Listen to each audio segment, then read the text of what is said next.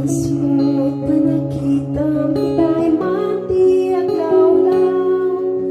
Atong nga tao makalikom danga at biro. Saan dangan ikan kanuti sa saot ti Diyos. Kanayon nga dengdeng ganda. Ngilmawang tudyang puday.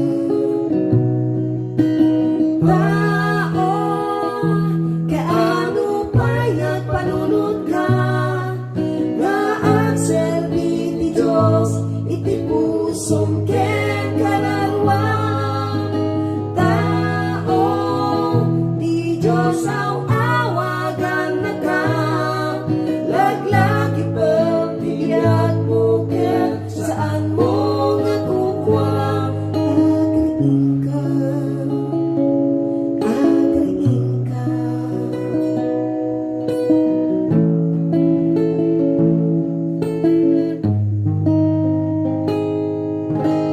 dumamarket at gagayang dati mabibig. May tagok iti posisyon gapot laing daket sirit. Yung ibagang ti sasaot ti Diyos katagkatawada, ipagpangasda ti sirit. Nga inte ti Diyos kadakwada.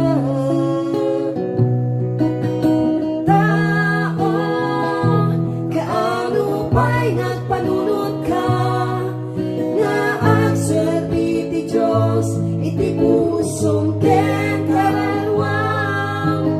Tao ti Diyos aw awagan na ka, laglagi pagtibiyag mo ken saan mo makukwa. Agriin ka, agriin ka.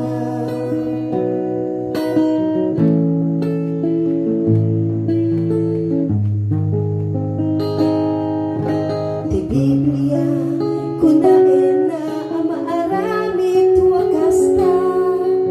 At tu'y di tatao ay atin datuti pagida. Napanangkwat ken natangsit, nauyong daken na sulpeng. Manang uyaw na sukir, sanda ang nasimpen.